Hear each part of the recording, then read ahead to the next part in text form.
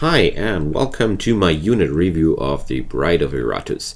In this video I'm going to talk about the general purpose of this unit, her strengths and weaknesses, her spots in your formation, some combo ideas, the abilities and her stats. So overall the Bride of Iratus is a very good sniper and AoE unit, offering pretty high sources of physical and magical damage. Even some stress damage is available for her. Her downsides being the fact that she doesn't offer too many supportive skills, and she's not able to play around enemy buffs or debuffs too well on her own. But apart from that, the Bride of Iratus offers you a wide array of means to destroy groups of enemies or single enemies, and we're going to dive into that right up next. So in the ability tree, you'll notice that most of the skills are based on slot 3 and 4, and these are the best slots for her in the everyday scenario. The sweet spot being rank 3, and this will be quite clear once we're through the abilities. So, skill 1 is the Chest Piercer. Your basic attack every guy in the enemy formation single targets skill, featuring a high crit damage upgradable into a stun on crit or even more damage on crit.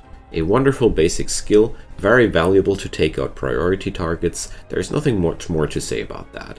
Second skill are the Flames of Love, your source of magic damage, offering a high damage over time and a pretty okay impact damage. 70% is not bad considering that we're having a burn damage afterwards. You can upgrade that to even more impact damage and more burn damage, or a longer burn.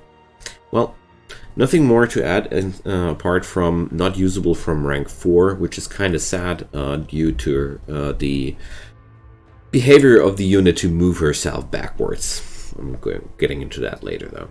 So next up is Overwatch, a stance which results in a counter attack whenever an enemy moves. This is only of mediocre damage. It's upgradable to Armor Ignorance or a buff of evasion while in the stance, but oh my goodness, this is such a wonderful skill. First off, it punishes all the enemies who like to move much on her own. There are a lot of enemy units who feature that kind of behavior, and it's pretty strong there. But you can also go for units like the Wraith, which force a swap movement on the enemy, or, well, there are a lot of units which can actually impact the movement of the enemies, and this is just a wonderful combo to set that up. The plus evasion or the armor ignorance are just an icing on top of the cake.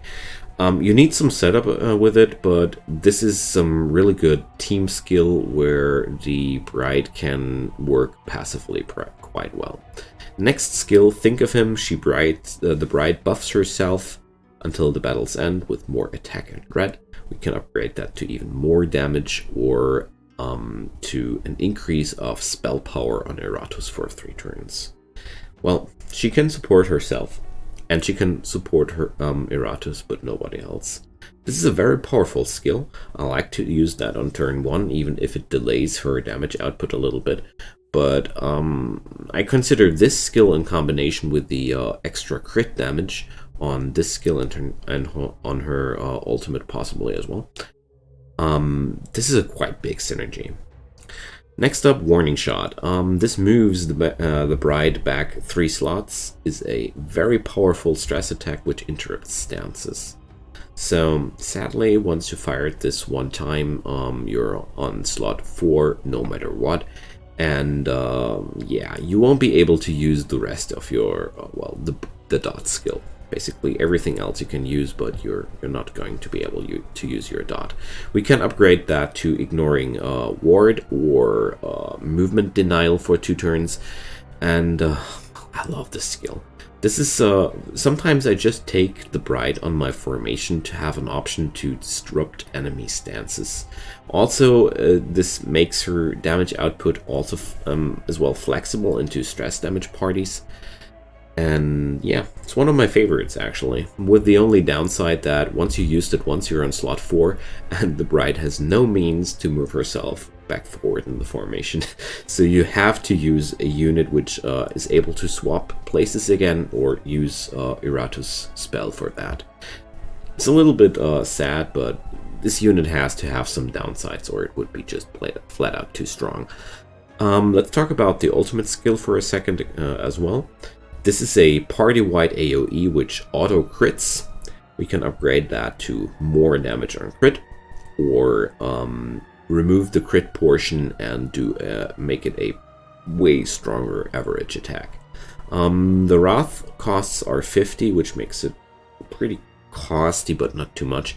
For me, I end up using the Skull a lot. This is such a nice source of AoE, but keep in mind it denies you from using other Wrath-based skills, and I just want to say that I end up with the bad behavior of spamming away my Wrath and thinking 1 or 2 turns later that probably I want to have. I should have spent it otherwise. Keep that in mind. It happens to me often. Maybe you're smarter than me, I don't know. So let's get into the stats. We're able to upgrade attack 7 times and dread only 5 times, which shows pretty well where the focus of this unit lies. We're having 5 upgrades in vigor. She is pretty squishy overall. Accuracy goes up 8 times, luck 7 times, evasion 7 times. So you can see here, these are her key skills, of course, as a nimble marksman. We're understanding that, and also 1 unit of block and ward are addable into the pool, which feels kind of random to me, but well, that's your choices. So overall, I feel like it's a very versatile marksman unit, with the only downside that she only features damage. Apart from that, she has nothing much to offer, and if the enemy team is able to withstand a steady source of damage without, you know, debuffing or buff removal or whatever, she's going to be a very poor choice. But since that doesn't happen too often in the game, you can safely go with this unit as a very versatile damage dealer. So I hope that helped you out with some ideas. I can't really give you some combo tricks or anything with the Bride, because she's so flexible. She adds up into every formation because damage is needed everywhere. We need to kill the guys in the end, don't we? So feel free to drop a comment down below if you have anything to add to this video. I would deeply appreciate any form of support, be that a like, a share to your friends, or even a subscription to my channel. Do whatever feels good to you. I don't mind if you don't do any of those, and just keep watching those videos. That's the most important thing for me. Enjoy your time, and goodbye.